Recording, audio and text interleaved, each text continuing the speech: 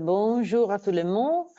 Dans cette heure, on verra OpenShift et le multiclustering, sécurité et serverless. Et on fait cet webinaire avec Eni, qui c'est notre partenaire de formation accrédité. Donc, les personnes qui iront présenter le webinaire sera Mourad, que c'est mon collègue qui est un training and development instructor. C'est un instructeur, c'est une personne qui a beaucoup d'expérience dans OpenShift et vous donnera une information globale sur ce titre. Moi, je suis Graciela Spano, je suis une BDM et de la formation, du training. Et puis, il y a Tracy, Tracy Guédon, qui est le Marketing Project Manager d'Eni, notre partenaire. Quelques règles seulement pour être sûr que vous pourrez poser des questions. Vous êtes mute pendant toute la durée du webinaire, c'est-à-dire que vous pouvez poser des questions dans la chat, questions en chat. Si vous pouvez maintenant vérifier si vous mettez un mot de chat et un mot de question pour voir seulement que le système fonctionne, ça c'est beau. Essayez maintenant. Et puis, pour toutes les questions que vous aurez posées, la réponse sera donnée dans les dernières 10 minutes. Donc, vous pouvez poser questions quand vous voulez, quand vous avez envie de demander quelque chose. Mais toutes les réponses seront données à la fin du webinaire. Cet webinaire est enregistré et l'enregistration verra partagée pendant 3 jours.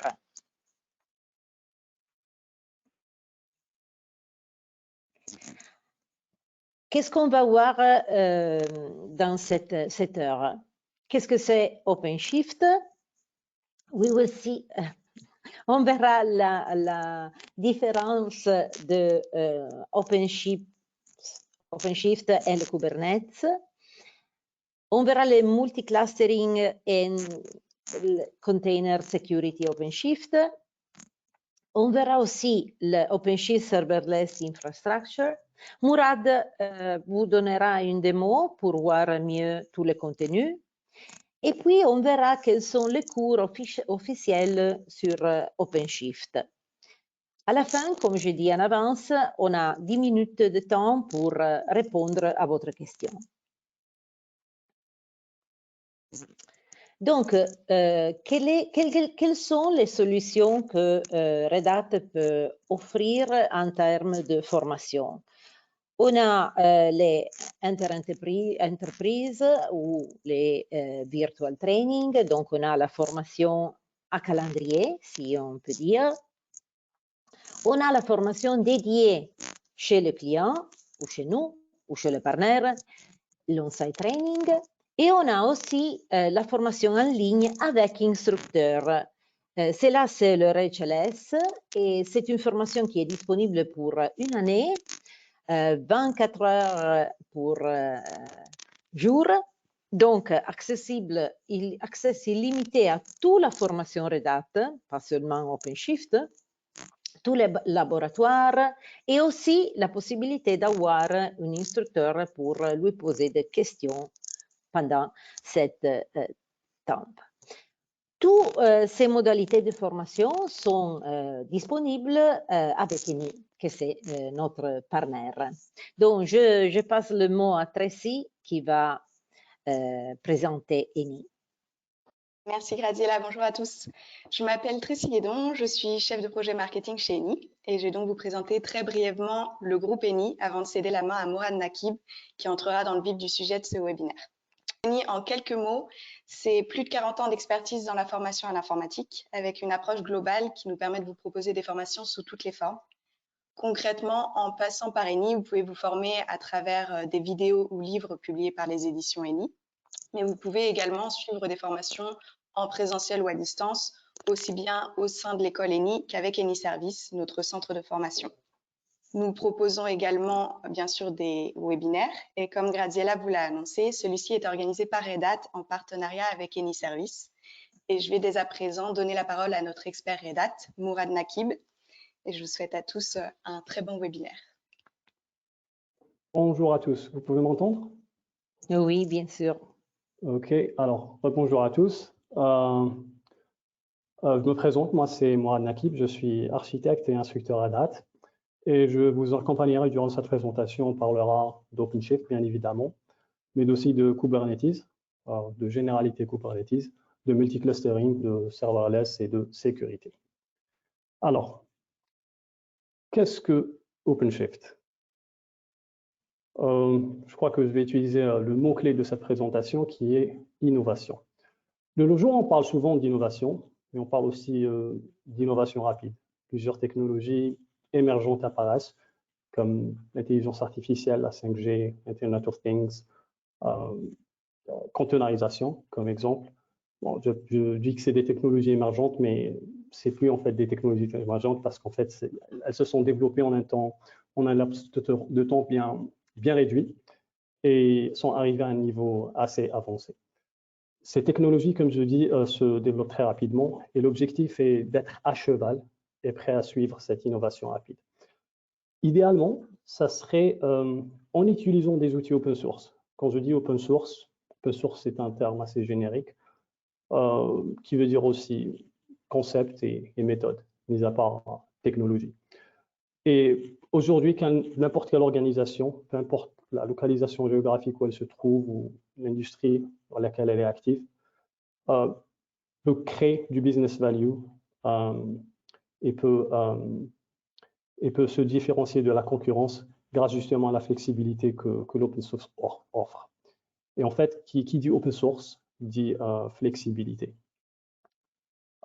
Dit flexibilité afin en fait d'innover plus vite. Alors, idéalement, mis à part les technologies open source qui offrent cette flexibilité, idéalement, on doit avoir une infrastructure aussi flexible que les technologies utilisées. Exemple, une infrastructure de cloud hybride, une infrastructure combinant le meilleur des deux mondes de cloud public et de cloud privé. Le but de cette présentation n'est pas de faire on va dire un comparatif entre ce que c'est qu'un cloud public et un cloud privé. Mais en résumé, je dirais qu'un cloud public est une infrastructure qui est hébergée à l'extérieur de l'organisation par un cloud provider et qui permet de créer des services assez rapidement, sans se soucier de l'infrastructure qui est, on va dire, en back-end. C'est vraiment, on va dire, l'avantage principal. L'inconvénient étant de ne pas avoir un contrôle total sur les données internes, surtout si on a des lois de législation à respecter. D'un autre côté, le cloud privé, c'est en fait une infrastructure qui est installée en local, qui donne justement ce contrôle total sur les données du moment que l'organisation elle-même gère l'infrastructure. Donc l'avantage principal, c'est on va dire qu'on a un contrôle total sur les données. L'inconvénient principal là, c'est d'avoir administré l'infrastructure par nous-mêmes. Et quand on veut innover plus vite et quand on cherche une infrastructure qui peut nous offrir cette flexibilité, pourquoi poser la question? Pourquoi ne pas juste avoir une infrastructure de cloud hybride où nous combinons le meilleur des deux mondes? Donc, on a tous les avantages d'un cloud public et tous les avantages d'un cloud privé. Et à la fin, c'est ce que le cloud hybride peut nous offrir. Et avec un cloud hybride, on peut créer et déployer du code rapidement. En fait, les déploiements et les mises à jour d'applications sont exécutés avec plus d'aisance, on va dire, et d'une manière plus fréquente. On peut aussi délivrer des applications sans se soucier de l'infrastructure en back-end. Et du coup, les équipes Dev et Ops peuvent déployer de nouveaux services en quelques minutes. Et on a toujours ce modèle global de déploiement qui est basé sur la consommation. On ne consomme que ce dont on a besoin. Et donc, innover devient plus simple avec un cloud hybride. Et justement, on a parlé de l'open source, on a parlé d'infrastructures de cloud hybride, afin d'avoir cette flexibilité qui nous permet d'innover plus rapidement. Et Red Hat, étant le leader dans les technologies open source, grâce principalement à l'expérience qu'elle a pour fournir l'un des systèmes d'exploitation les plus stables et les plus sécurisés que vous pouvez trouver dans n'importe quel data center, qui est Red Hat Enterprise Linux.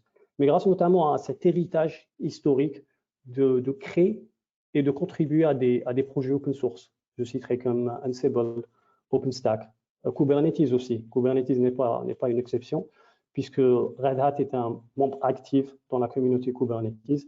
En fait, c'est le membre qui participe le plus à ce projet.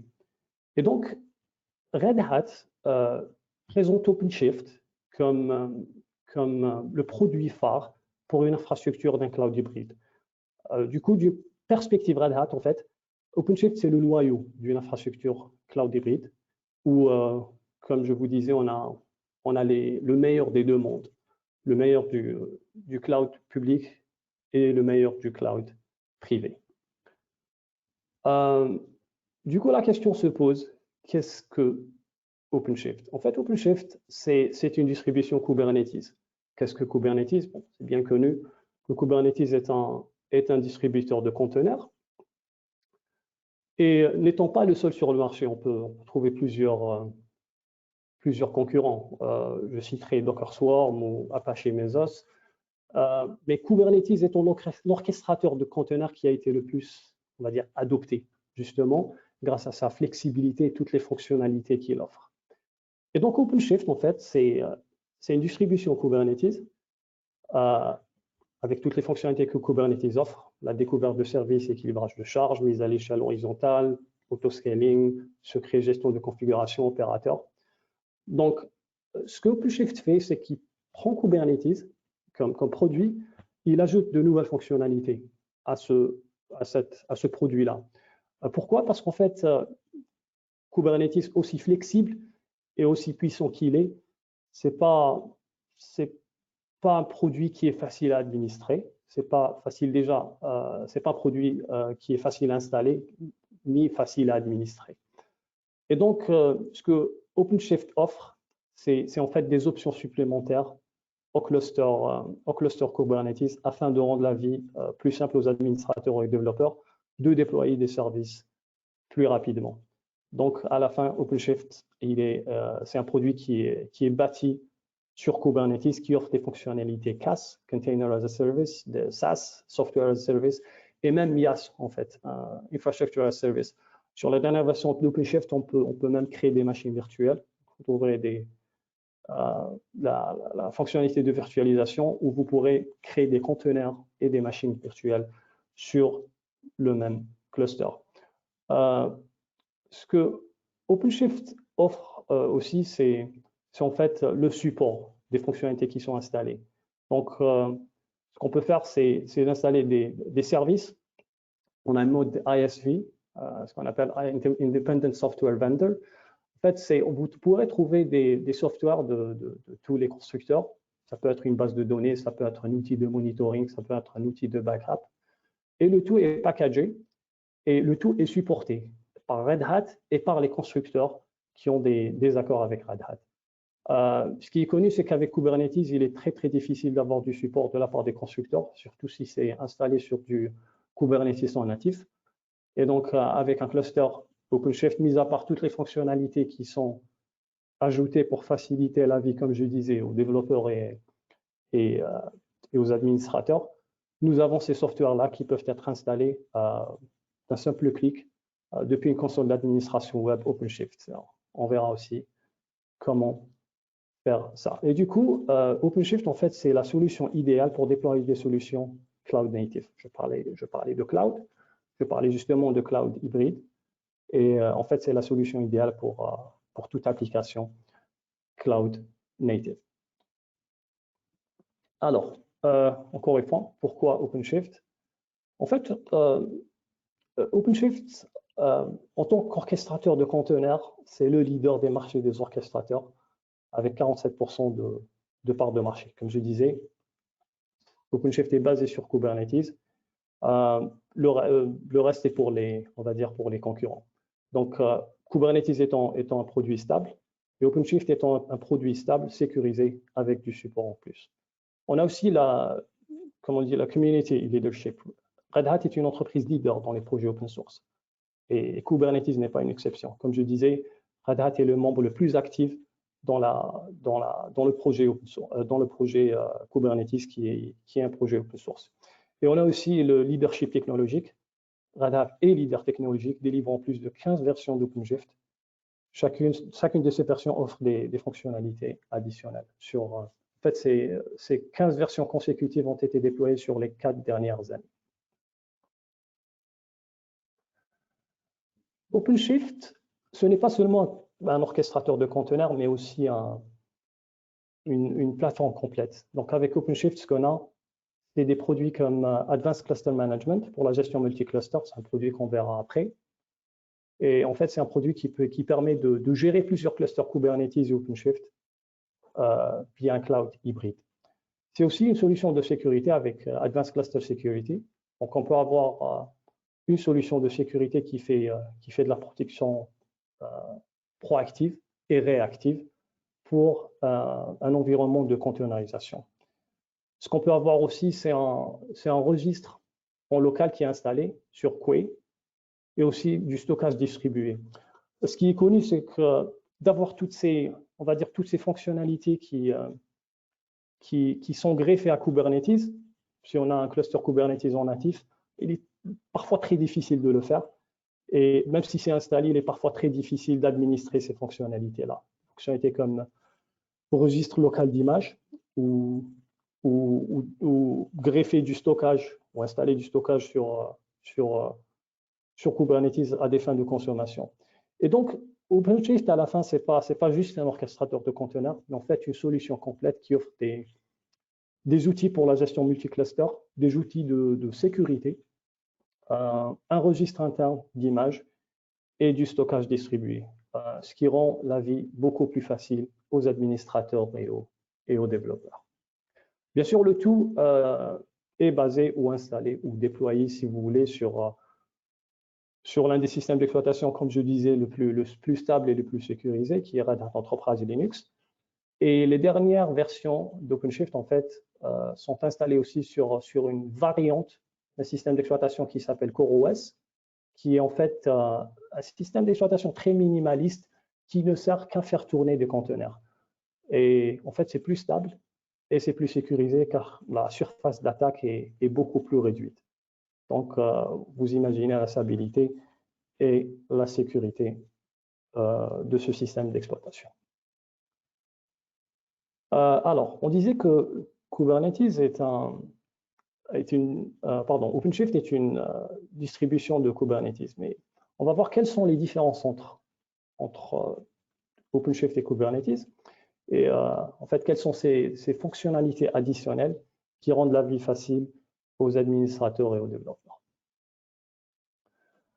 Je voudrais juste commencer par, on va dire, par quelques idées préreçues par rapport à Kubernetes, parce que la question qui se pose là, c'est pourquoi aller vers OpenShift si j'ai déjà un cluster Kubernetes. Mon cluster est installé, je peux déployer des applications. Pourquoi, on va dire, aller vers cette étape supérieure où je dois installer OpenShift? Ce qu'il y a, c'est qu'il y a des idées préreçues qui sont vraies la plupart du temps, mais qui ne sont pas correctes à 100%. L'une d'elles, pardon, et que Kubernetes est souvent vu comme une plateforme avec une portabilité absolue. Kubernetes est vu aussi comme une plateforme sans verrou constructeur et toujours à la dernière version. Et donc, ça peut être vrai, mais c'est pas, on va dire, correct à 100%. Pourquoi? Parce que les distributions Kubernetes des constructeurs sont généralement personnalisées. Et du coup, pour migrer nos applications d'un cluster Kubernetes à un autre, si on a, on va dire, un cluster qui est installé en local sur du physique ou sur du virtuel, il est rare qu'on ait un seul environnement. Il est toujours, ou je dois dire qu'il est souvent connaît des besoins de déployer des applications distribuées, on va dire sur du multi-site, comme exemple. Et donc, pour prendre des applications qui sont cloud native, avec des architectures microservices, et faire déplacer d'un cluster à un autre, bon, le deuxième cluster qui recevra ces applications-là peut être un cluster cluster Kubernetes qui sera installé sur du Azure, ou sur du AWS, ou sur du Google, ou sur Mirantis, ou sur n'importe quel cloud provider. Ces clusters-là, en fait, sont personnalisés par les constructeurs.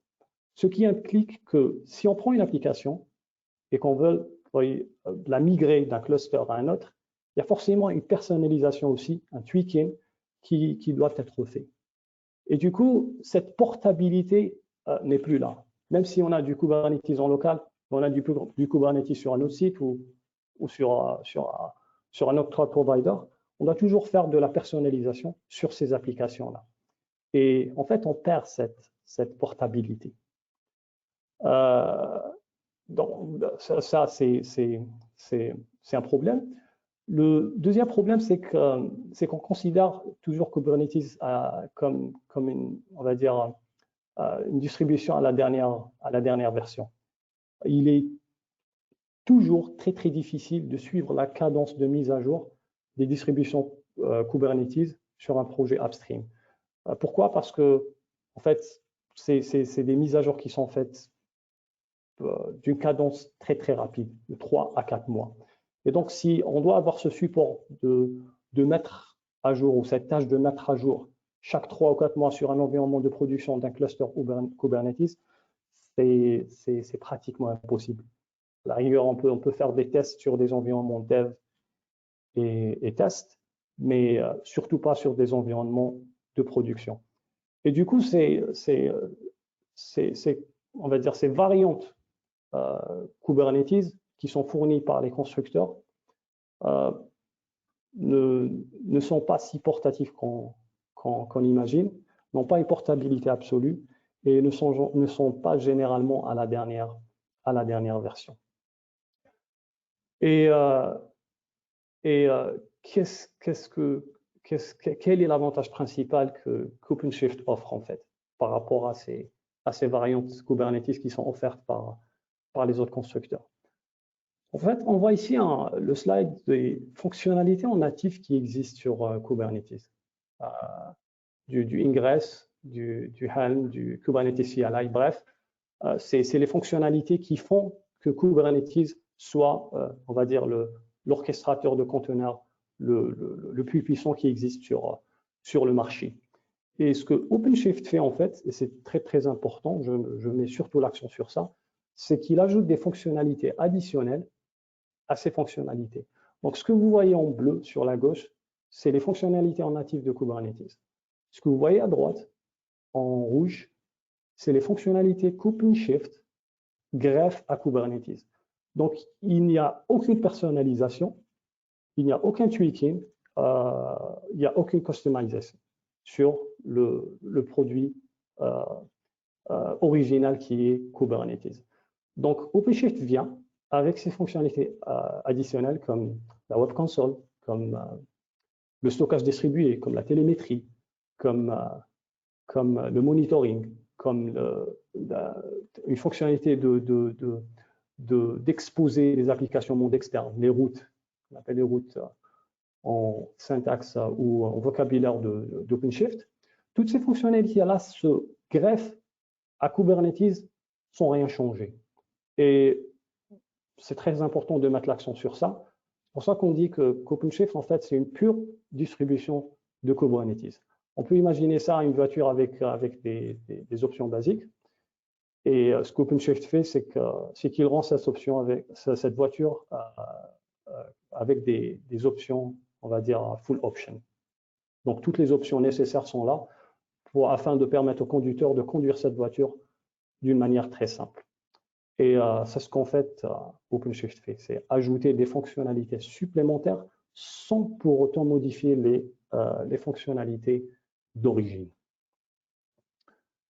Sur ce slide, on voit sur l'extrême gauche Kubernetes en tant que cluster avec toutes les fonctionnalités en natif. Au milieu, ce qu'on voit ici, c'est en fait toutes les options, on va dire, additionnelles qu'OpenShift apporte. Donc, on a par exemple du SDN qui est déjà installé en natif avec OpenShift, ce qui n'est pas le cas avec Kubernetes. Il est connu aussi que on va dire, la partie réseau, c'est l'une des parties les plus compliquées quand il s'agit d'un déploiement Kubernetes et quand il s'agit de l'administration d'un cluster Kubernetes. On a un stockage distribué qui est installé. On a des fonctionnalités multi-tenancy. On a du serverless. On a toutes ces fonctionnalités qui sont là et qui se greffent à Kubernetes. On a des fonctionnalités de logging, de monitoring, de metering. Tout ça, bien sûr, peut être administré avec un outil de ligne de commande, mais aussi avec un outil graphique qui est la Web Console. Bien sûr qu'on peut installer une Web Console sur Kubernetes, c'est juste qu'on doit le faire manuellement. Et aussi, il y a plusieurs projets de Web Console qu'on peut installer sur Kubernetes, laquelle choisir. Et si on l'installe, qui va la supporter? S'il y a une mise à jour, qui va faire cette mise à jour? Et ce qui se passe avec OpenShift, en fait, c'est une solution complète. On va voir après. Lors de l'installation, on a déjà la partie réseau qui est déjà installée. On a aussi un outil de graphique d'administration des ressources et du cluster qui est offert par Kubernetes par défaut. Mis à part ça, vous avez aussi le support, bien sûr, qui est fourni par Red Hat, et le support des constructeurs tiers. Donc, si vous installez des bases de données, si vous installez des serveurs web ou du middleware ou n'importe quel environnement d'exécution, bien sûr, ce support est fourni et par Red Hat et par les constructeurs tiers, parce qu'en fait, il y a des accords entre tous ces constructeurs-là. Alors, on voit ici qu'il y a, ce slide est plus ou moins assez vieux, parce qu'on voit qu'il y a des containers as a service, platform as a service, function as a service dont on va parler après, mais aussi il y a du IaaS aussi, de l'infrastructure as a service. Parce qu'en fait, avec les dernières versions d'OpenShift, ce qu'on peut faire, c'est de créer aussi des machines virtuelles sur le cluster. Donc, on a à la fois des conteneurs et des machines virtuelles sur le même cluster. Et donc, avec OpenShift, vous avez tout ce dont vous avez besoin. C'est un cluster ou technologie qui peut administrer un cloud hybride et qui peut être installé, je mets l'accent sur ça aussi, sur n'importe quelle infrastructure. Ça peut être installé sur du physique, sur du virtuel, sur un cloud privé et sur un cloud hybride. Une fois installé, ça vous permet en fait d'adopter un cloud hybride parce qu'on verra après avec ACM ou la gestion multi-cluster, c'est qu'on peut avoir plusieurs clusters Kubernetes et OpenShift gérés d'une manière centralisée. Et du coup, en fait, ce qu'OpenShift vous permet de faire, et peu importe l'infrastructure qui est utilisée pour installer OpenShift, ce qui vous permet de faire, c'est d'avoir en fait un déploiement ou un environnement de déploiement hybride. Alors, OpenShift peut être installé sur tous les service providers les plus connus comme Amazon, comme Azure, comme Google, comme IBM Cloud. Donc, tout ça, c'est des variantes d'OpenShift qui peuvent être installées sur des clouds publics. Ce qu'on a aussi, c'est qu'OpenShift peut être installé sur du cloud privé aussi. Donc, on a Red Hat OpenShift Kubernetes Engine. C'est en fait le projet upstream qui vient c'est la première ligne ou le premier niveau après le projet Kubernetes. Donc, c'est à ce niveau-là où on commence à ajouter des fonctionnalités d'OpenShift et afin de les tester. Et on a aussi le Red Hat OpenShift Container Platform, qui est en fait la version finale stable d'OpenShift. Mais on a aussi une version qui s'appelle Red Hat OpenShift Platform Plus, où on a des outils comme le multi-clustering, la sécurité, le registre local et le stockage distribué. Donc, tout dépend de votre choix. En fait, c'est un autre slide avec plus de détails sur les versions d'OpenShift. Donc, comme je vous expliquais avant, on a la Red Hat OpenShift Kubernetes Engine, qui est en fait le premier niveau après Kubernetes, où on commence à tester les fonctionnalités. Ce qu'on a aussi, c'est la version stable d'OpenShift, donc OpenShift Container Platform. On a toutes les fonctionnalités qu'OpenShift généralement offre, afin, comme je vous le disais, rendre la vie plus facile aux développeurs et aux administrateurs. On a du serverless, on a du service mesh, on a du GitOps, CI/CD pipeline. On a pratiquement la plupart des langages et des environnements d'exécution les plus utilisés, Java, PHP, Ruby, Python, tous ces environnements d'exécution qui peuvent être déployés automatiquement sur OpenShift. On a des bases de données, bien sûr packagées sur des softwares qu'on peut installer via des opérateurs ou des ASV.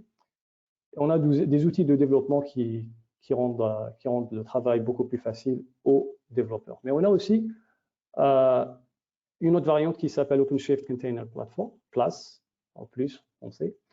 Donc, c'est ce qui fait qu'OpenShift est une plateforme complète. On a des outils de gestion multi-clustering où on peut gérer plusieurs clusters Kubernetes et OpenShift d'une console d'administration centrale. On a aussi ce qu'on appelle le Red Hat Advanced Cluster Security, ACS. En fait, c'est un produit qui s'est spécialisé sur la sécurisation d'un environnement d'orchestration. Chez Red Hat, on n'est pas considéré comme une société qui se spécialise dans les produits de sécurité. Par contre, on est leader dans la sécurité des environnements d'orchestration, où il y a des environnements en conteneur, qui tournent en conteneur. Parce qu'en fait, la philosophie de sécuriser des environnements traditionnels, des applications qui sont déployées sur des machines virtuelles ou sur du physique, est très différente de la manière de comment sécuriser des applications qui sont microservices, donc l'architecture diffère et l'infrastructure diffère aussi. Et donc, ACS, en fait, c'est le produit qui a été le pionnier, on va dire, à sécuriser des environnements de containerisation. Donc, on peut faire du scanning, on peut faire du trafic réseau, on peut faire plein de choses. On aura l'occasion d'expliquer ça dans quelques slides. On a aussi ce qu'on appelle le Quay, qui est en fait un registre d'images qui est installé en local. Comme vous savez déjà, si on a un cluster Kubernetes et qu'on fasse des déploiements, les images qu'on utilise, c'est des images qui sont stockées ailleurs, qui sont stockées sur des registres d'images publics. Bien sûr, on peut installer des registres d'images locaux, on va dire, où on va stocker nos images. Ça reste un travail manuel. Ça reste qu'on doit penser à la haute disponibilité de ces registres d'images. Donc, si le serveur de registre d'images tombe en panne, on doit soit faire de la restauration, soit penser ou à réfléchir à une architecture avancée pour rendre ce registre d'images hautement disponible.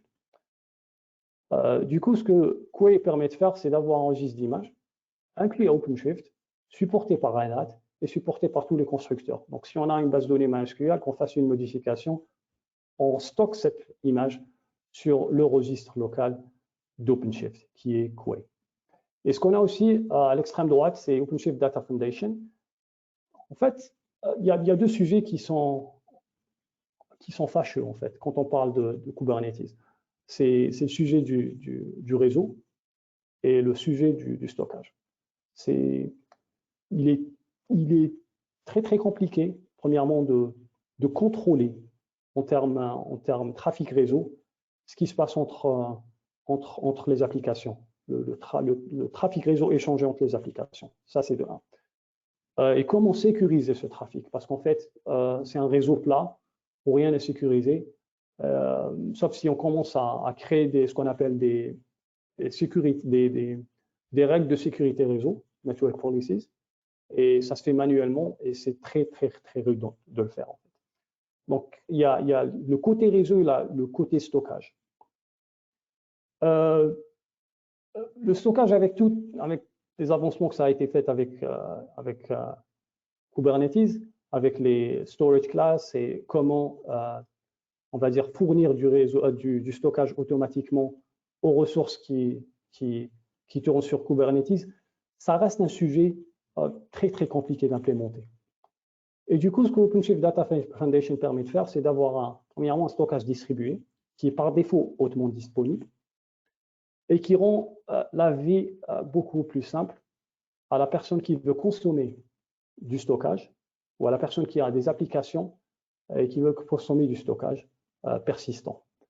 Donc, c'est un stockage distribué qui peut être accessible en lecture seule ou en lecture-écriture, qui est par défaut hautement disponible, très très simple de déploiement et très très simple d'administration. Quand je dis distribué, je veux dire, c'est-à-dire qu'il y a des stratégies de disaster recovery, donc d'un site, peut-être ça peut être d'un site à un autre, d'un site local à un autre site local ou d'un site local à un autre site géographique, un site distant.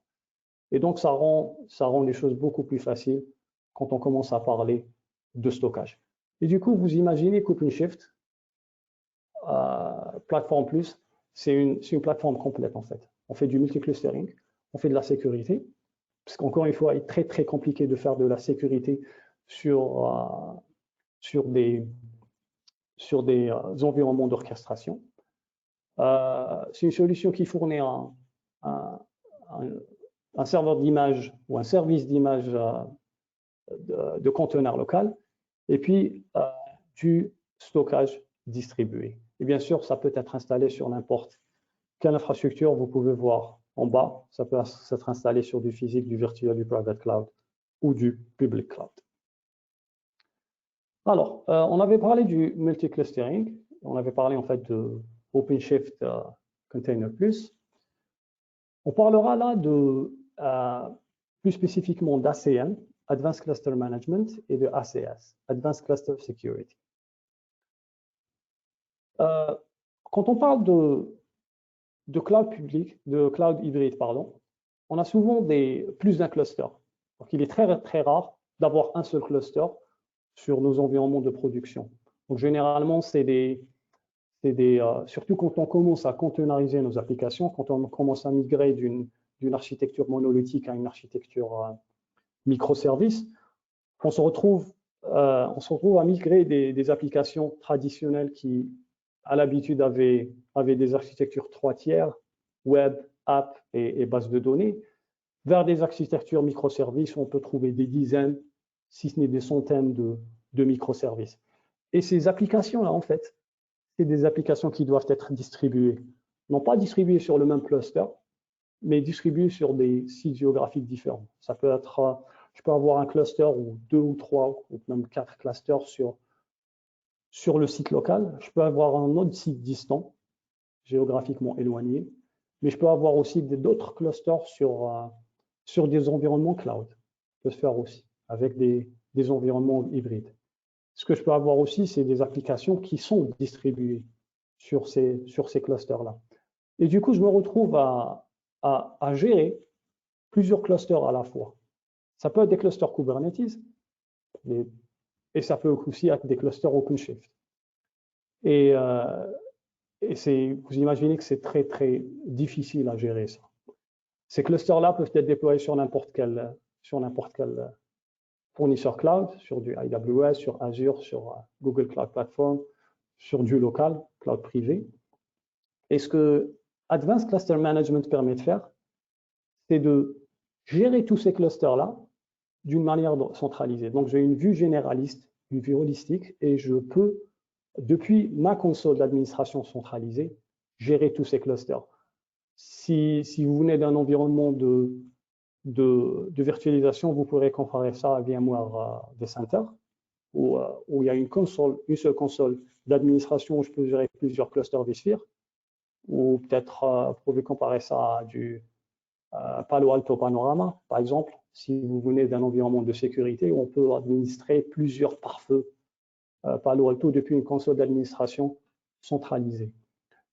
Et ce que ACM permet de faire, c'est d'avoir cette vue généraliste depuis une seule console d'administration. Ces clusters peuvent être, on va dire, comment on dit en anglais, vendor managed, c'est-à-dire qu'ils sont gérés par d'autres cloud providers, comme je disais, n'importe quel cloud provider. Et ils peuvent être, bien sûr, auto-managés, qui peuvent être installés sur notre cloud privé. Alors là, on a un exemple un exemple réel d'un déploiement sur un cloud hybride. En fait, on a une application qui a deux services distribués. Application qui est composée de deux services qui sont distribués. Un magasin virtuel en ligne où les clients ont un accès global, une application back-office pour gérer le magasin. Donc, on a un front-end et un back-end. Donc, bien sûr, les clients généralement se connectent toujours au magasin le plus proche. C'est pour ça qu'en fait, le front-end peut être installé sur n'importe quel cloud. Ça peut être sur du cloud public et ça peut être sur du cloud privé. L'application back-office, par contre, est déployée seulement sur le cloud privé.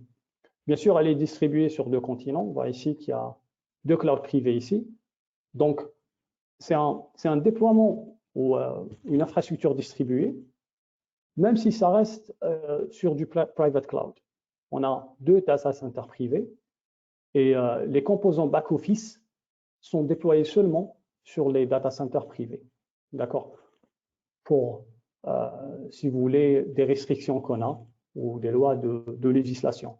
Donc, le back-end ou les données proprement dites sont toujours sur nos data centers. Je reviens sur le point que j'avais cité au début de la présentation.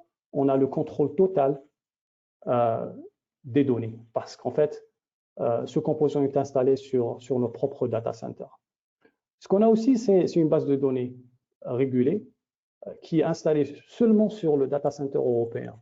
Donc, toutes les informations sensibles, en fait, qui ont un niveau de sensibilité, on va dire, élevé, sont stockées ici. Et ce composant-là est déployé seulement sur le data center européen. Donc, ça, c'est un exemple donnant un continent. Ça peut être aussi sur un seul pays spécifique au lieu d'autres pays. Donc, vous voyez qu'on est en train d'essayer de combiner, on va dire, flexibilité et vitesse d'exécution ou vitesse de déploiement à en fait contrôle aux données. Donc on veut avoir les deux en fait. Et du coup on veut avoir le meilleur des deux mondes. Et c'est un exemple d'un déploiement sur un cloud hybride où le front-end est déployé sur n'importe quel data center, public ou privé. On a le back-office qui est déployé que sur les data centers privés. Et on a aussi une base de données régulée qui stocke les données persistantes les plus sensibles, on va dire, que sur le data center européen. Et vous imaginez avec une application pareille, et c'est un exemple réel et qui, on va dire, souvent proposé pour une application qui doit répondre aux exigences de la clientèle par rapport à la charge, par rapport à la demande. Et vous imaginez qu'on aura plusieurs clusters déployés sur plusieurs clouds. Donc, ça peut être du AWS ici, ça peut être du Azure ici, et bien sûr, ça peut être du physique ici et des machines virtuelles ici. Donc, on se retrouve à gérer plusieurs clusters, soit Kubernetes, soit OpenShift à la fois. Il est très, très rude de se connecter individuellement à chaque cluster et voir ces déploiements, en fait, qui sont distribués sur tous ces différents clusters. Et cet exemple-là, c'est en fait une seule application qui est déployée sur plusieurs sites. Et ce que, en fait, ACM permet de faire, c'est d'avoir un cluster centralisé. Généralement, c'est le premier cluster qui est installé, et de connecter des clusters managés. D'accord? C'est des clusters gérés. Ça peut être des clusters, comme je disais, des clusters Kubernetes ou OpenShift. Donc, depuis une console d'administration centrale, on peut voir et gérer tous nos clusters contenant tous nos nœuds de ces clusters-là et toutes les ressources qui sont installées sur le cluster. Donc, on a des outils d'observabilité, risk and compliance, application lifecycle, cluster lifecycle, on peut tout gérer. On peut mettre à jour un nœud, on peut retirer un nœud d'un cluster bien spécifique, ajouter un nœud, ajouter des ressources. Tout ça se fait depuis une console d'administration centrale qui est ACM. On avait parlé en fait d'OpenShift Web Console, qui est l'outil graphique qui vient en natif avec OpenShift. Et on avait parlé de cette, on va dire, simplicité ou aisance qu'OpenShift fournit aux administrateurs ou aux développeurs. Et l'une de ces options-là, en fait, c'est la OpenShift Web Console. Et le fait d'installer des softwares, on va dire, via des opérateurs. Alors, ce que c'est qu'un opérateur, c'est en fait une application qui est packagée et qui est mise à disposition au cluster OpenShift, qu'on peut installer en utilisant la Web Console. Vous pouvez comparer la fonction opérateur d'OpenShift comme votre application mobile ou le App Store ou le Play Store sur Android, où vous allez sur votre téléphone, vous choisissez une application et vous l'installez. C'est exactement la même chose. C'est avec cette aisance-là qu'on peut installer des outils sur OpenShift. Vous pouvez imaginer n'importe quoi. Des outils de monitoring, des outils de sauvegarde, de base de données MySQL ou Postgres, des outils de sécurité réseau. Vous voulez voir le trafic réseau qui est échangé entre vos pods. Vous cherchez l'opérateur qui peut correspondre à ce besoin et vous pouvez l'installer depuis la console d'administration OpenShift via les opérateurs. Vous avez ça, mais ce que vous avez aussi, c'est le fait que toute la disponibilité est fournie par OpenShift. Parce qu'en fait, à la fin, c'est des déploiements qui sont faits sur OpenShift. Donc, ici, comme par exemple, je prends exemple le ACS que je veux installer. ACS existe comme étant un opérateur que je voudrais installer sur OpenShift. Je vais sur la partie opérateur, je cherche, je fais une recherche, j'ai mon opérateur qui s'affiche, je clique dessus et c'est un simple suivant. Mon opérateur est installé, j'ai une adresse IP où je peux me connecter sur cette console d'administration centrale où je peux ajouter mes clusters. Donc, c'est d'une simplicité déconcertante, je dois dire. Je pense à un autre exemple, Prometheus par exemple. Prometheus, qui est un outil de monitoring assez avancé, peut être installé via des opérateurs sur OpenShift. Alors, on avait parlé d'ACM, on parlera maintenant de ACS, Advanced Cluster Security. En fait, Advanced Cluster Security, c'est un produit, on avait dit que c'était les pionniers, le premier produit en fait à faire de la sécurité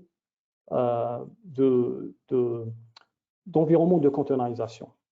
Et en fait, ACS a été ajouté à OpenShift après que Red Hat avait fait l'acquisition d'une compagnie qui s'appelle StackRox. Donc, cette compagnie avait vu que sécuriser un environnement de containerisation ou de conteneurs était très différent de la manière de comment sécuriser les environnements traditionnels sur des machines physiques ou sur des machines virtuelles. Avec des systèmes d'exploitation traditionnels, on a de l'antivirus, on a de l'anti-spyware, on a des pare-feux, que ce soit physique ou virtuel. On a des proxys, on a des reverse proxys, on a des règles de sécurité, on a des VLAN, donc il y a plusieurs, on va dire, méthodes de sécurité ou approches de sécurité qui ne s'appliquent pas à des conteneurs. Parce qu'à la fin, un conteneur, c'est un process. À la fin, un conteneur, c'est juste une application packagée avec ses librairies et des dépendances qui tourne et qui est gérée par un orchestrateur de conteneurs. Et un conteneur, c'est juste un process.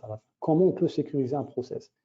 Et on se retrouve, quand on compare à la méthode de déployer des applications sur des environnements traditionnels comme des machines virtuelles. On a généralement, comme je vous disais, des applications 3 tiers et on migre des architectures monolithiques 3 tiers aux architectures microservices. Donc, on migre de cette architecture-là, qui généralement on a du web, du app et de la base de données, à d'autres architectures microservices qui ont une dizaine, si ce n'est une centaine de microservices. Ces microservices sont fournis par des conteneurs, en fait. Des conteneurs qui sont gérés, encore une fois, par des orchestrateurs de conteneurs. Donc, toute l'infrastructure a changé. Et du coup, on va dire les méthodes de sécurité sur une infrastructure traditionnelle n'est pas la même que les méthodes de sécurité sur une infrastructure d'environnement d'orchestration de conteneurs. Et du coup, ACS, en fait, Stackros, cette compagnie s'est focalisée sur ce produit pour fournir la sécurité à ces orchestrateurs de conteneurs. Donc, c'est en fait un produit qui fait de la sécurité proactive et réactive. Donc, on prend le process de déploiement des applications containerisées. Donc, moi, en tant que développeur, je prépare mon image avec du Dockerfile, par exemple. Je crée une image personnalisée. Dès que c'est fait, je fais des tests. Les tests sont bons. Je stocke cette image sur un registre d'image. Je la rends disponible à tout le monde, ou peut-être à des personnes bien spécifiques si j'ai un registre d'image sécurisé, où l'accès n'est fait l'accès n'est accordé qu'aux utilisateurs qui sont authentifiés. Et puis, je commence à déployer mes applications depuis ces images-là. Donc, je crée des fichiers de ressources YAML classiques, approche classique sur Kubernetes et OpenShift.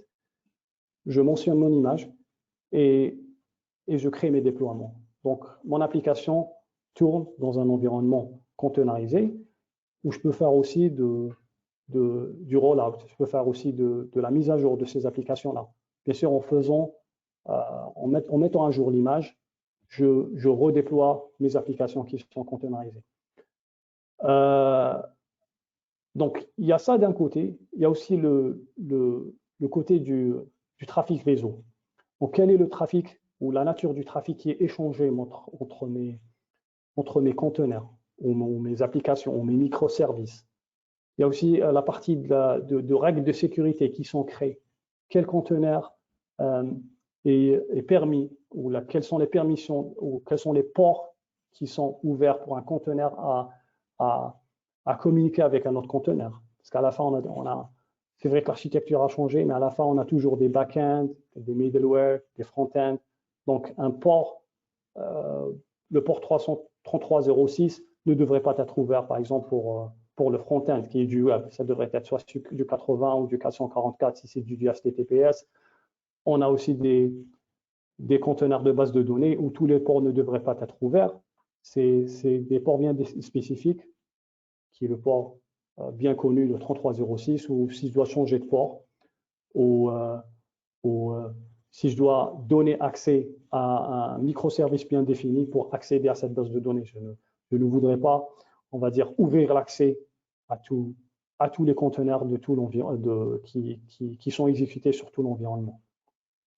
Et donc, c'est un produit de sécurité qui est proactive et réactive à la fois. Donc, avant de déployer, durant le déploiement aussi.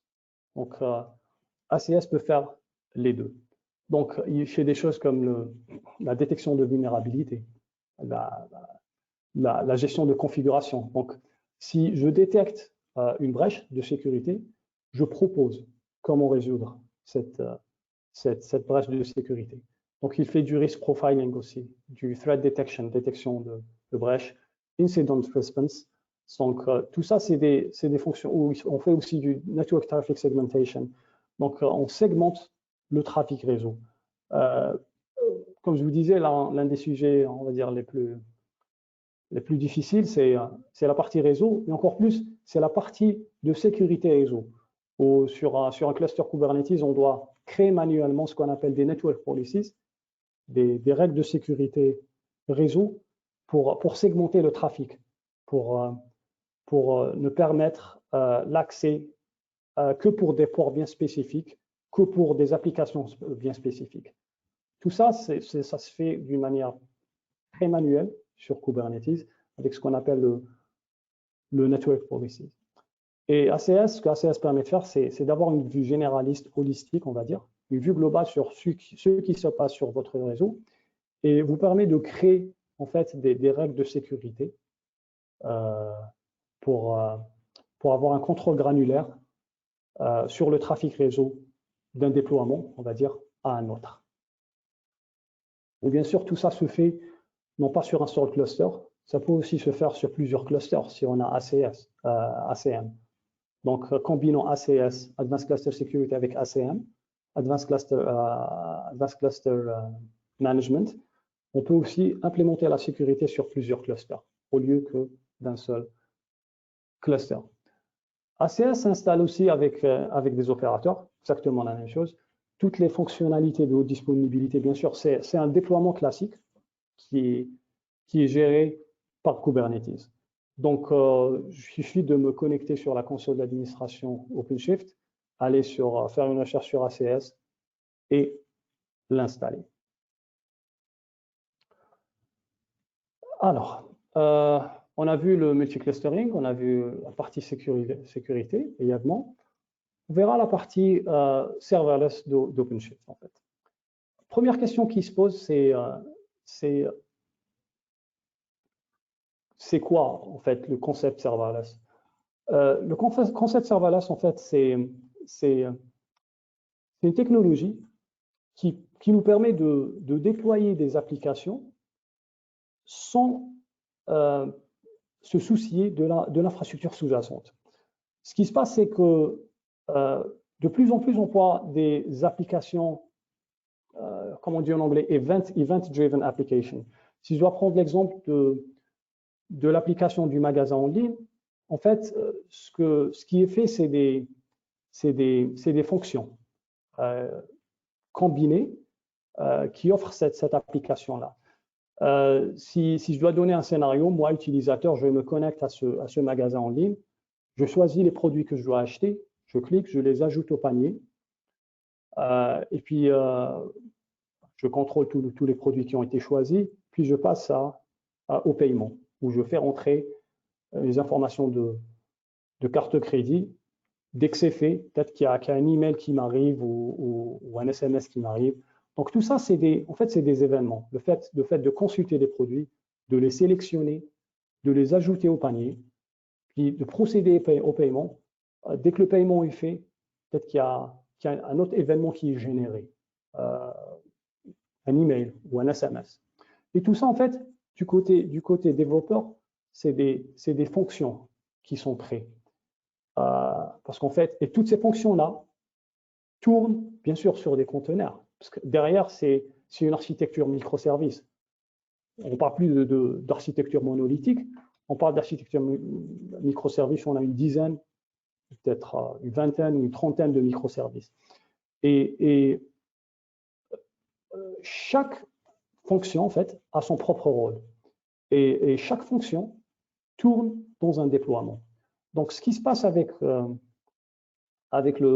serverless, c'est que c'est des déploiements qui sont créés au préalable, qui sont passés au système. D'accord? Donc, c'est un déploiement pour chaque fonction qui sont créés, qui sont passés au système. Et ces déploiements-là ne sont démarrés que si on a besoin. Donc, si moi, utilisateur, je me connecte à un site on va dire de magasin en ligne, et si je dois voir la console de ce site-là ou le portail de ce site, donc il y a le déploiement front-end qui est démarré. Donc, si moi, je choisis des articles à acheter, en arrière-plan, c'est des fonctions, bien sûr, qui sont programmées et qui sont au préalable passées au système. Quand je dis système, c'est généralement le cluster OpenShift, qui sont là en état dormant, qui ne font rien, et qui ne démarrent que lorsque j'en ai besoin. Donc, c'est un événement qui en appelle un autre, en fait. Donc, je choisis mes articles, je les ajoute au panier. C'est une fonction qui s'occupe de ça. Donc, le déploiement est démarré. Dès que c'est fait, le déploiement s'arrête. Donc, je passe à l'événement de paiement. J'insère mes informations de carte de crédit et puis je valide. Il y a un autre déploiement qui est créé en arrière-plan. C'est fait et c'est arrêté dès que c'est fait. Et comme je vous disais, c'est un événement qui en appelle un autre. C'est en fait la fonctionnalité serverless. Serverless ne veut pas dire qu'il n'y a pas de serveur derrière. Les serveurs sont là, le cluster est là, le conteneur fait son travail. C'est juste que du côté développeur, en fait, je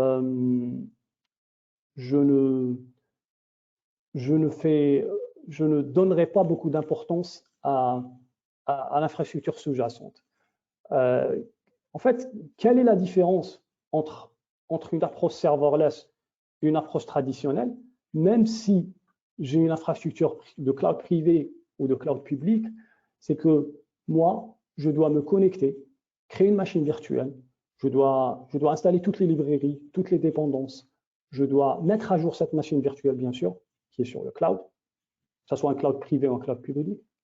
Je dois installer l'environnement d'exécution et puis je dois installer mon application.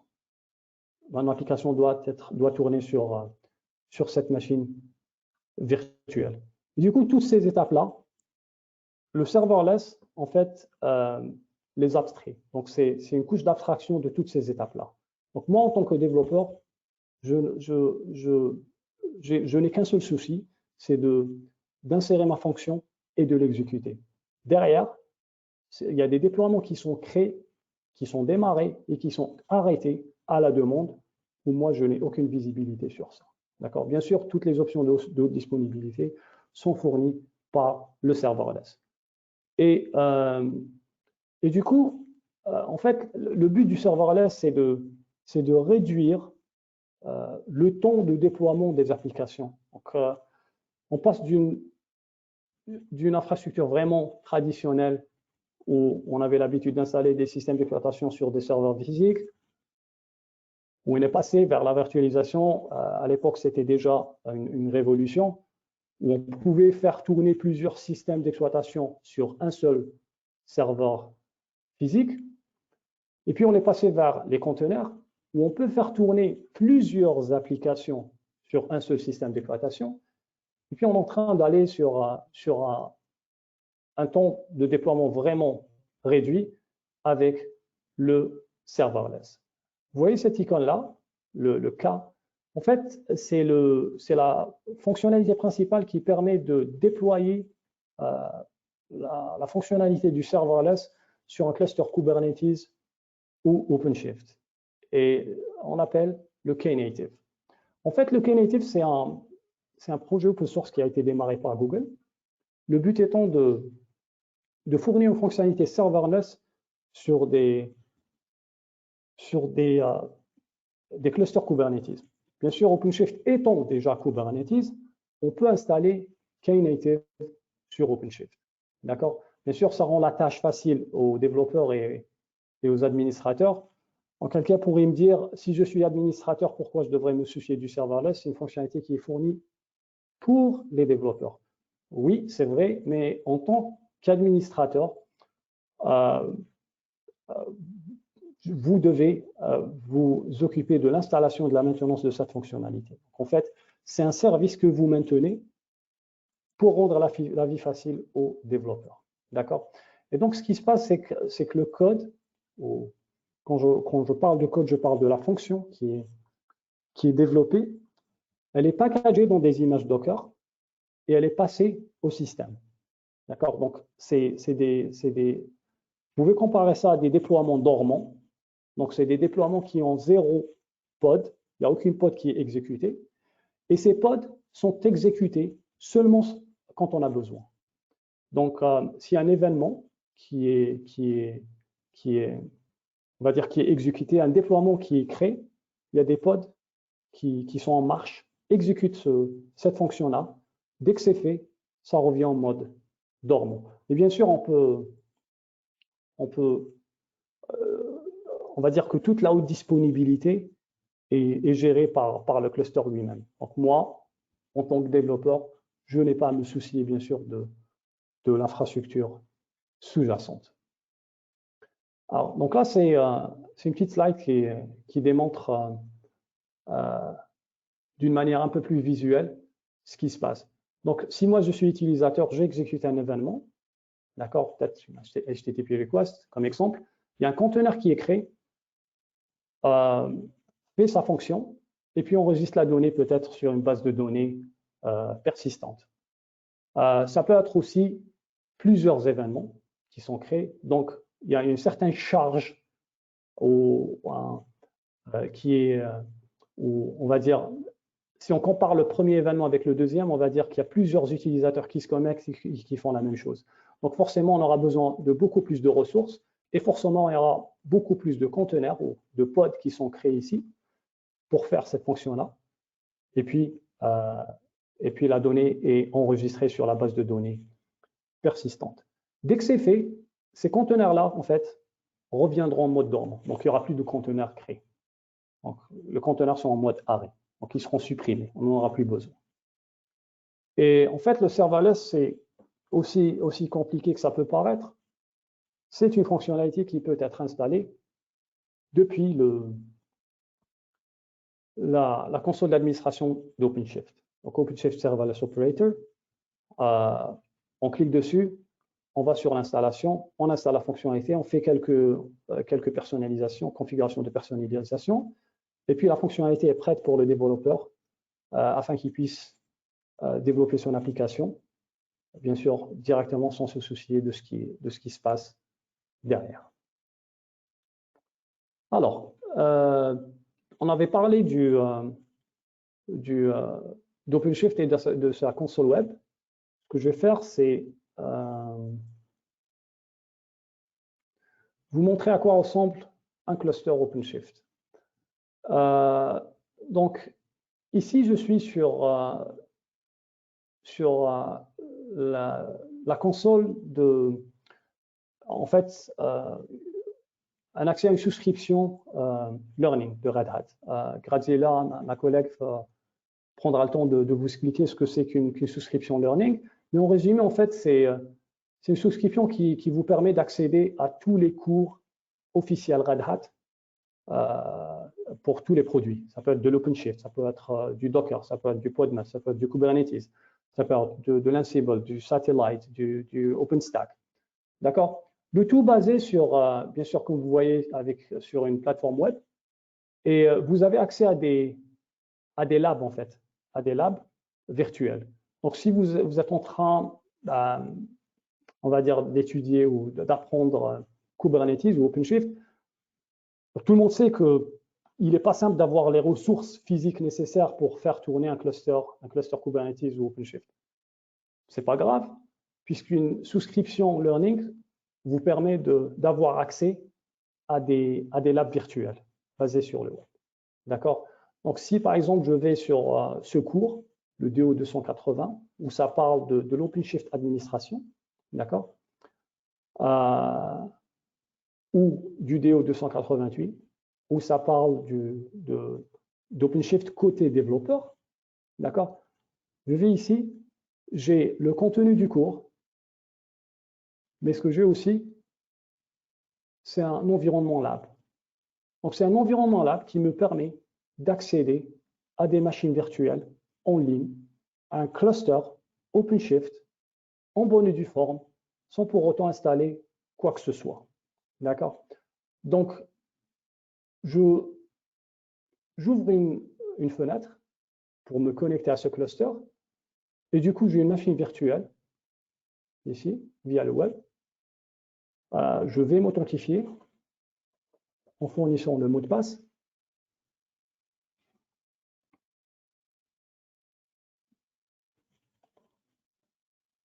Et du coup, j'ai une machine virtuelle que je peux utiliser pour me connecter à un cluster OpenShift qui tourne en arrière-plan. Le cluster OpenShift est là. Bon, je vais revenir à mon onglet. Le cluster OpenShift, en fait, il est là. D'accord? Et j'utilise cette console d'administration, cette console de gestion, pour me connecter à ce cluster OpenShift. Donc, je vais sur la console d'administration, mon terminal ici, pardon.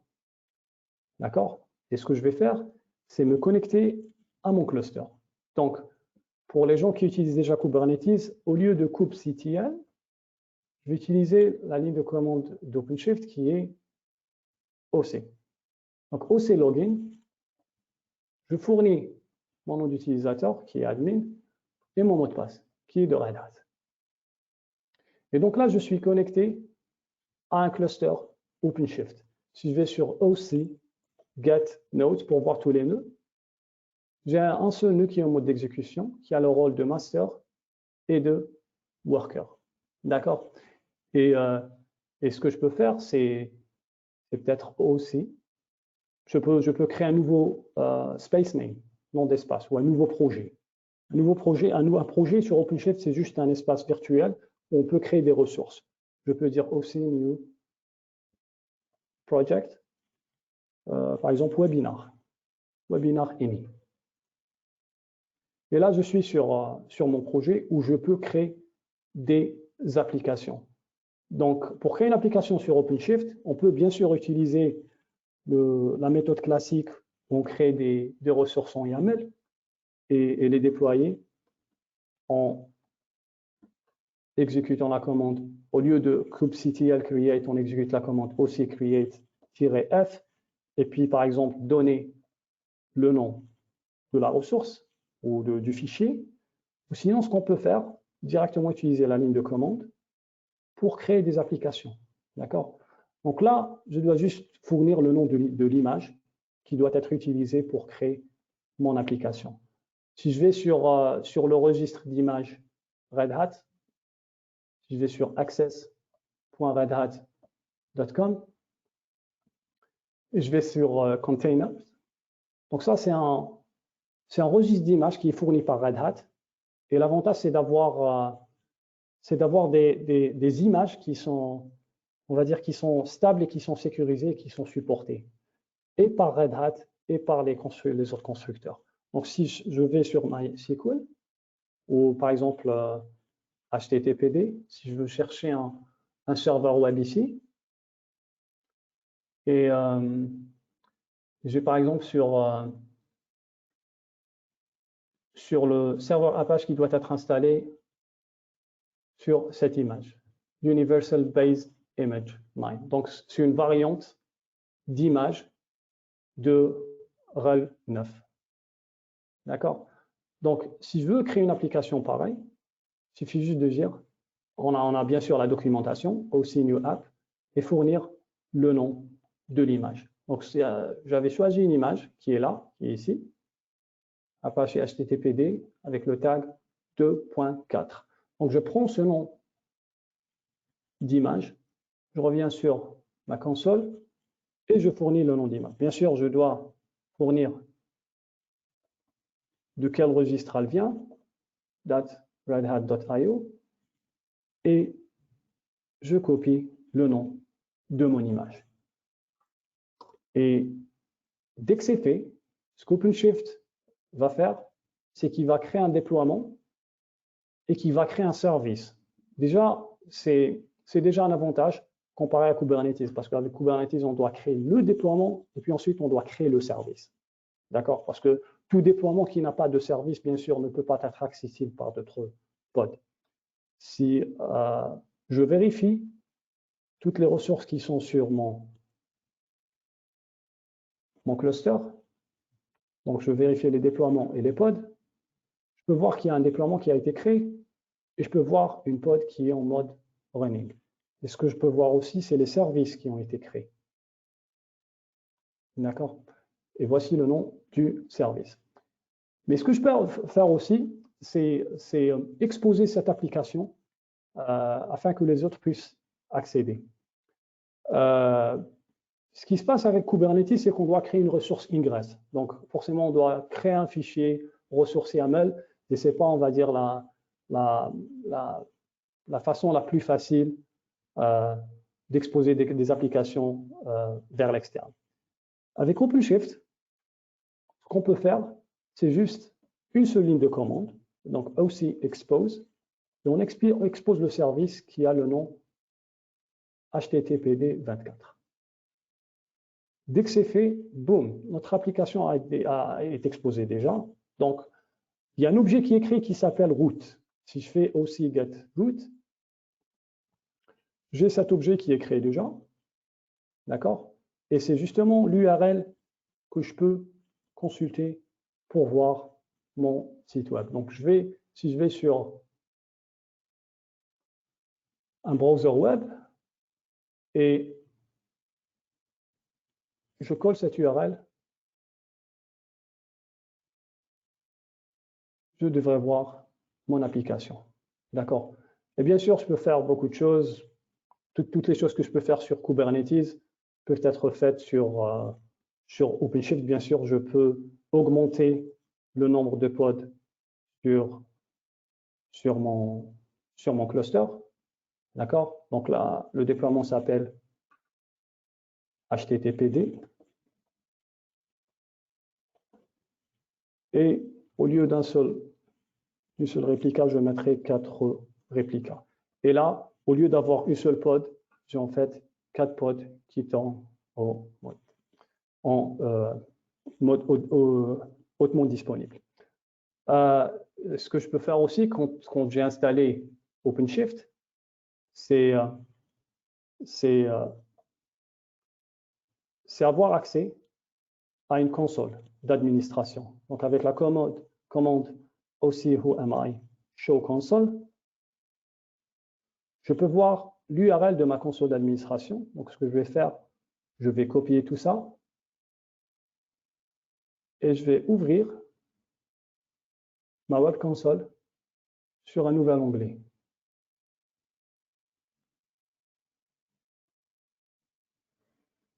D'accord?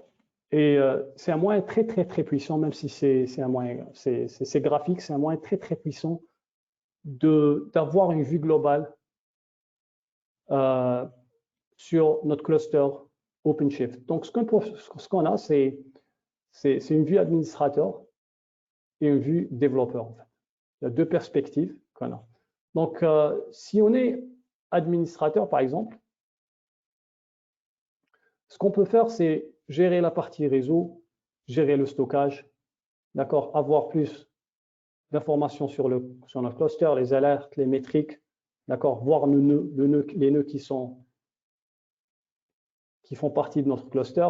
Donc, plusieurs choses qu'on pourra faire. On peut même aussi ajouter des utilisateurs. Bref, faire toutes les opérations d'administration quotidienne sur notre cluster. On peut créer des namespaces, on peut créer des quotas pour les ressources, on peut aller sur la partie networking, créer des services, créer des routes, créer des network policies, avec une interface graphique qui rend les choses beaucoup plus faciles. D'accord? Il est bien connu que créer des règles de sécurité sur Kubernetes en utilisant des fichiers de configuration YAML, c'est des fichiers longs comme ça, et c'est des dizaines et des dizaines de lignes. Donc, ce qu'on peut faire, c'est créer des network policies avec des outils graphiques. Alors, ça, c'est une perspective développeur. Ce que je peux faire aussi, c'est avoir une perspective, pardon, ça c'était la perspective administrateur, mais ce que je peux faire aussi, c'est avoir une perspective développeur, d'accord, et créer des Helm charts, créer des projets, créer des applications. Donc, OpenShift vient déjà en natif avec un registre local. Il n'est pas aussi avancé que le registre qu'on installe quand on a la version plus, mais toujours est-il qu'on peut créer des applications en utilisant le registre local d'OpenShift. Donc, si je vais sur Add, je vais sur All Services, et ici, c'est un registre local en natif sur OpenShift. On a plusieurs environnements d'exécution qu'on peut créer. D'accord, on a du .NET, on a du Python, on a du PHP, on a du MySQL. D'accord? Et du coup, je peux choisir n'importe quelle application. Par exemple, si je vais sur choisir une image à la volée, comme ça. Donc, qu'est-ce que je peux faire ici? Allons-y avec du Python.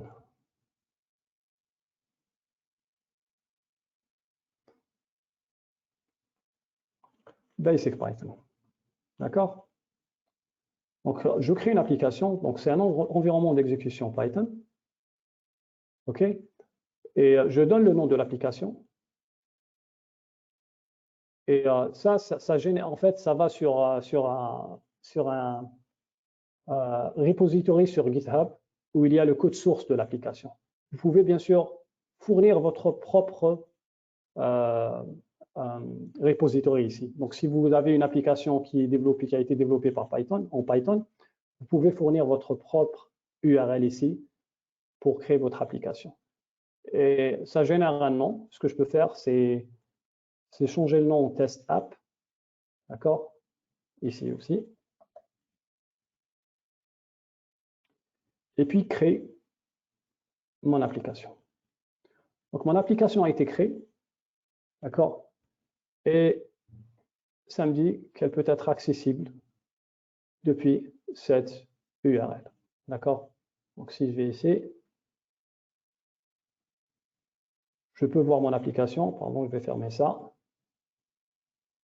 Vite fait, fermer ça. Encore une fois. D'accord? Donc, voici mon application. Okay. Voici mes ressources. Voici le déploiement qui a été créé.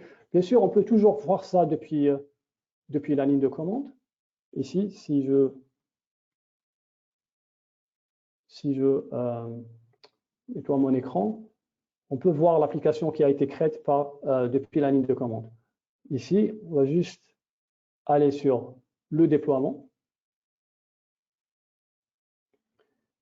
Et on peut bien sûr ajouter le nom de pod de 2, 3, 4. La pod est en train d'être créée ici. On peut aller voir le statut des pods. Apparemment, il y a une petite erreur qu'on doit voir. Là, elle va sur Container Creating. Et donc, on peut avoir tous les détails sur notre déploiement et sur notre pod. Et ça, c'est une vue développeur. Vous voyez que c'est une console d'administration très simple, très flexible, d'accord, qui permet de faire les choses proprement et ça facilite vraiment la vie aux admins et aux développeurs. D'accord? Et je peux voir sur quel projet ce déploiement a été créé. Donc, il est sur le projet défaut qu'il y a ici, parce qu'en fait, on peut aussi gérer les projets avec la console d'administration OpenShift. Je reviens ici et j'essaie de voir tous mes déploiements et tous mes pods qui sont créés sur le projet default. D'accord? Et j'ai mon application test et j'ai mes pods. D'accord? Donc, si je veux afficher les routes, on disait que les routes, c'est des objets pour pouvoir accéder à notre application. Donc, voici l'URL de ma route. Si je copie, je vais sur le browser et je tape cette URL.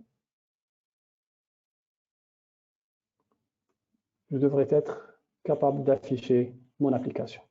Donc, c'est un moyen très simple et très rapide de déployer des applications. Et une dernière démo, c'est comment installer des opérateurs en utilisant une console d'administration, la console d'administration OpenShift. Donc, je devrais être sur la perspective administrateur. Je vais sur opérateur. D'accord? Donc, je peux afficher tous les opérateurs installés et je peux chercher des opérateurs aussi. D'accord? Donc, par exemple, si je vais sur Advanced Cluster Management, fais une recherche. Je vais juste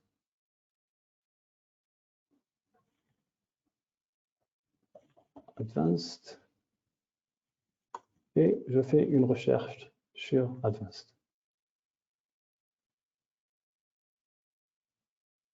Alors,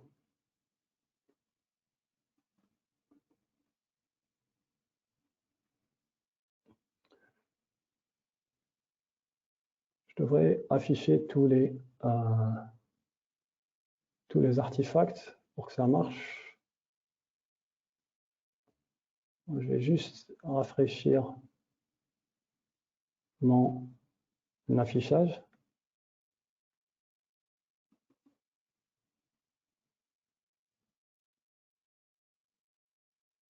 Alors, il y a un souci sur l'affichage de cette console parce que je devrais voir tous mes opérateurs ici, mais ça ne se fait pas. C'est pas grave. De toute façon, on peut voir ça depuis la console de l'opérateur Hub.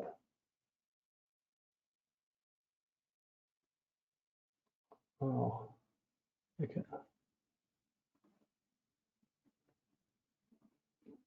Normalement, ça devrait ressembler à ça.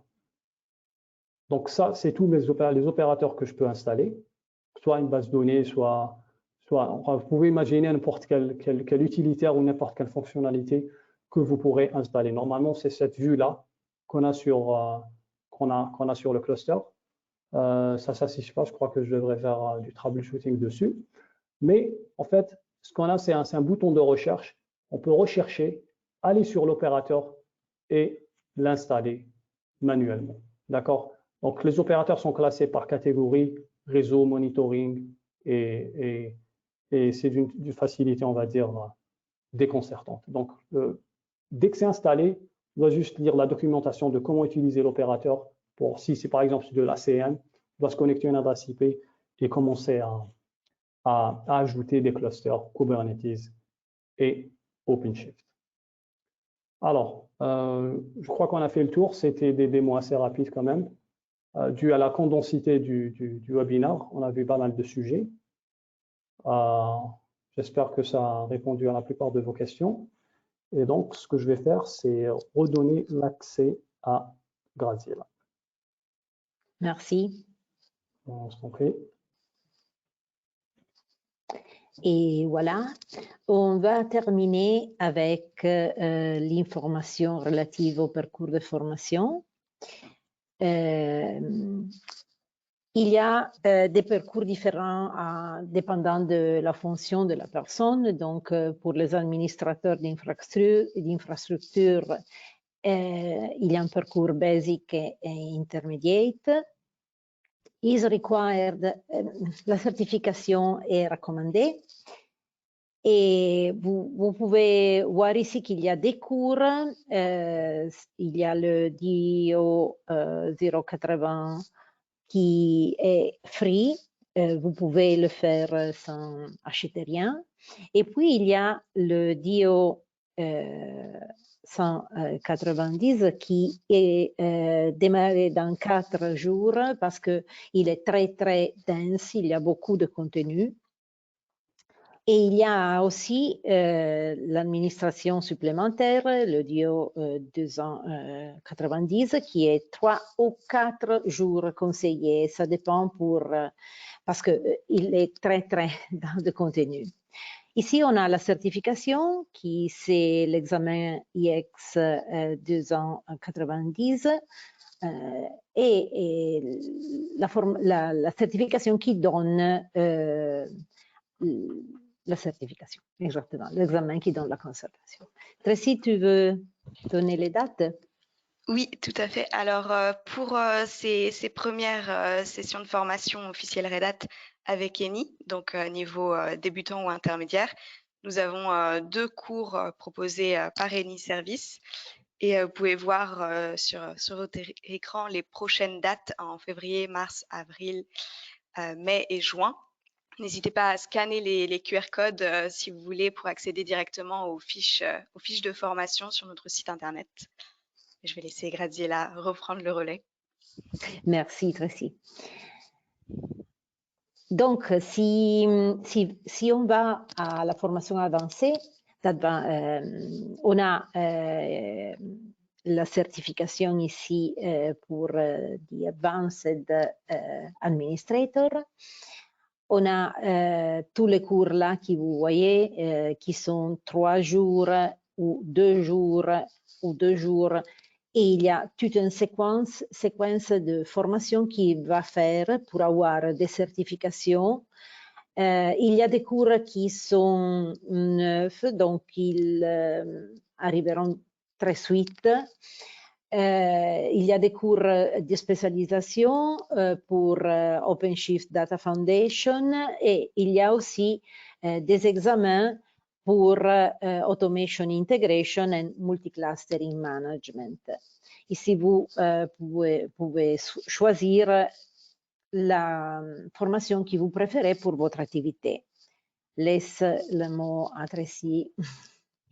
Alors ici, comme pour les cours niveau débutant et intermédiaire, donc pour ce cours niveau avancé, vous avez les prochaines dates de session qui sont affichées sur votre écran et toujours le QR code si vous voulez accéder à la fiche d'information plus détaillée. La formation pour les développeurs est une formation très spécifique. Vous voyez que pour être certifié System Administrator, il y a le cours gratuit, puis il y a 3 jours de OpenShift Development Introduction to Container with Podman. Il y a un examen, IX 188. Il y a le Red Hat OpenShift Developer Container Application et un autre examen qui termine la formation pour les développeurs. Pour l'Advanced Developer, on a aussi un cours de 4 jours qui c'est le DO 378 ou 328 ou 4 et 8 et l'examen qui va donner la certification pour le Cloud Native or Specialized in Service Mesh for Resilient or Specialized in Event Driven Application Development. Et de façon générale, en fait, sur tous les cours, il est vraiment recommandé de passer ensuite la certification pour valider vos compétences. Et donc, nous allons avoir très prochainement une offre que nous vous communiquerons sur les réseaux sociaux, sur le site internet Eni Service. Donc, n'hésitez pas à nous suivre de près, qui sera le coupon d'examen de certification Red Hat offert pour toute inscription sur les sessions interentreprises des cours officiels Red Hat. Les modalités, du coup, vous seront communiquées lorsque l'offre aura été lancée très prochainement. Oui. Donc, une puntualisation sur la Learning Subscription. On a déjà parlé de ça au début, mais c'est important de voir comme il est flexible, il est vraiment complet, il a tous les cours, il a l'accès au contenu en développement, il y a aussi de contenu qui est toujours en ligne. Et aussi la possibilité de faire des certifications. Voilà, ici, il y a 3 types de Learning Subscription. Il y a la Basic qui est simplement il a tous les cours de Red Hat, mais il n'a pas de voucher pour l'examen, il n'a pas des instructeurs. Puis il y a le standard qui a la même chose de la basic, mais en plus elle a 5 vouchers d'examen avec la possibilité de répéter l'examen. Et il y a aussi la possibilité de parler avec un expert Red Hat in chat ou aussi la possibilité de voir des vidéos qui sont associées à la Learning Subscription. Et cette année, il y a une année, a été lancée la Premium, qui a toutes les choses qui a la standard, mais en plus a la possibilité d'avoir des heures de formation avec un formateur. Et ici, il y a des dates qui sont partagées avec la personne, et la personne peut parler avec l'instructeur, donc poser des questions ou faire ce qu'il veut dans cette heure. Donc ici, c'est tout relativement au Learning Subscription. Pourquoi on a ajouté aussi le Virtual Training? Qu'est-ce que c'est le Virtual Training? Le Virtual Training, c'est quelque chose en plus qu'on a avec une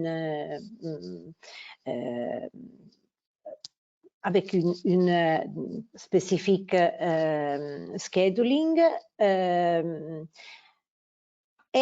est disponible que pour les personnes qui ont le RHLS, donc n'est pas une session publique, mais c'est dédié pour qui a le RHLS, et la durée est toujours comprise dans les 3 heures.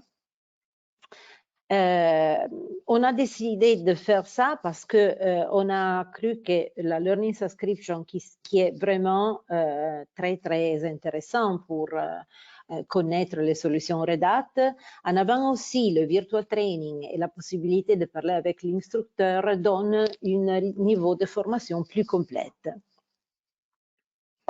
Donc maintenant, on a quelques minutes pour les questions. Si on a des questions, je vous en prie de les indiquer dans les questions ou dans la chat, c'est la même chose. Et j'espère que vous avez aimé le contenu d'aujourd'hui. Merci Graziella. Donc, je crois que c'est à moi pour les questions.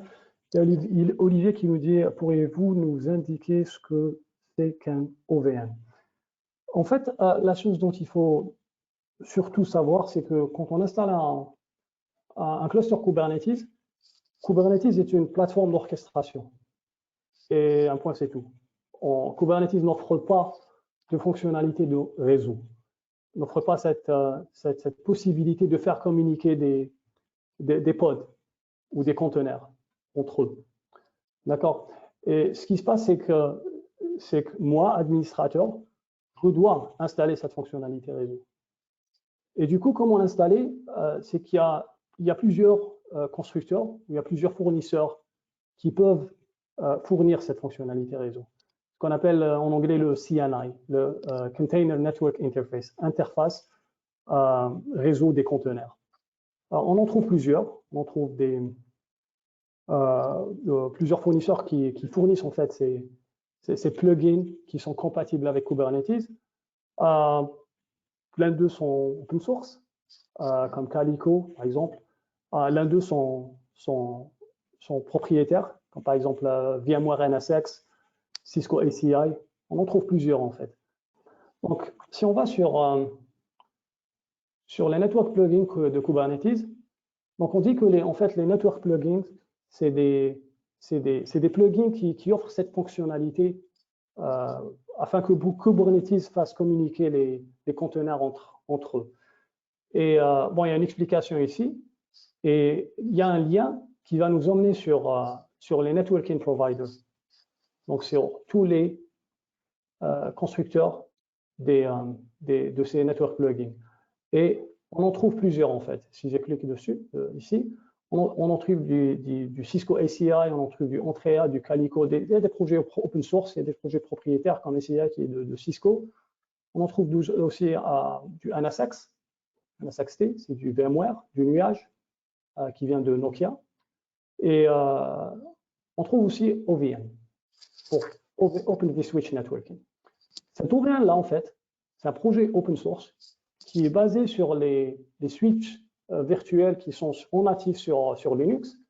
Et c'est justement ce plugin-là qui est installé, en fait, par défaut quand on installe OpenShift. Donc, l'un des avantages d'aller vers OpenShift au lieu de Kubernetes, c'est que ce plugin réseau est installé avec OpenShift. Donc, on n'a pas à le faire manuellement. D'accord? Donc, si on va sur l'option Kubernetes, on doit installer Kubernetes et puis on doit choisir un plugin réseau pour le greffer, on va dire, à Kubernetes. Si on va vers l'option OpenShift, OpenShift, quand c'est installé, il vient avec cette fonctionnalité réseau. Et justement, c'est cette fonctionnalité réseau qui est installée en natif sur OpenShift. Si on va sur la documentation d'OpenShift, on voit que c'est installé par défaut.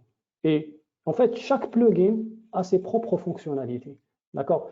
Par exemple, il y a des plugins réseau qui ne supportent pas des règles de sécurité réseau. Peut-être ça peut être installé sur des environnements de test ou de développement, mais jamais sur des environnements de production, parce que généralement, on doit sécuriser notre environnement. Et du coup, ce Open vSwitch Network plugin, en fait, il a toutes les fonctionnalités nécessaires. On voit ici que ça supporte le Network Policy.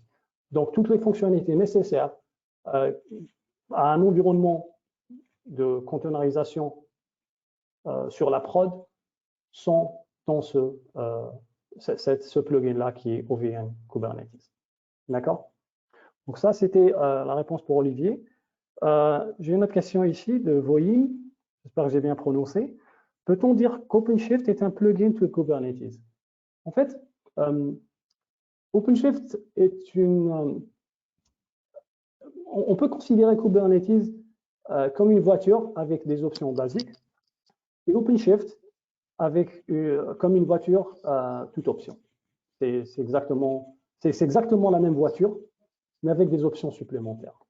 Donc, on va dire que c'est une variante supérieure à Kubernetes. C'est le même Kubernetes, mais avec des fonctionnalités additionnelles.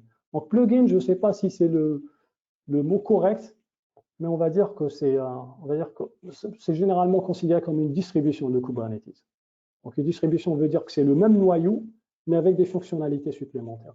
Donc, si vous avez travaillé avec du Windows Core, du Windows sans environnement graphique, et du Windows graphique. Donc, c'est le même Windows, mais avec des fonctionnalités en plus. D'accord? Donc, en grosso modo, c'est la différence entre Kubernetes et OpenShift. J'espère avoir répondu à vos questions et je vous remercie pour votre attention. Je crois que c'est à toi, Tracy. Merci beaucoup. Moi, je vais pouvoir conclure si vous n'avez rien d'autre à ajouter, Graziella et Mourad. Je pense qu'on a fait le tour. Non, je pense qu'on a déjà indiqué tout. Donc, pour toute question, vous pouvez vous adresser à Eni et donc ils vous fourniront toute la formation disponible. Exactement. Et merci pour votre attention et bonne journée. Merci. Et vous recevrez un email avec le replay de ce webinaire ainsi que les liens vers les formations qui ont été évoquées dans les 3 jours ouvrés qui suivront ce webinaire. Voilà. Donc, merci beaucoup. Merci Mourad et Graziella. Merci à tous les participants. Merci à tous les participants. Merci à tous et bonne journée. Bonne journée. Au revoir. Au revoir.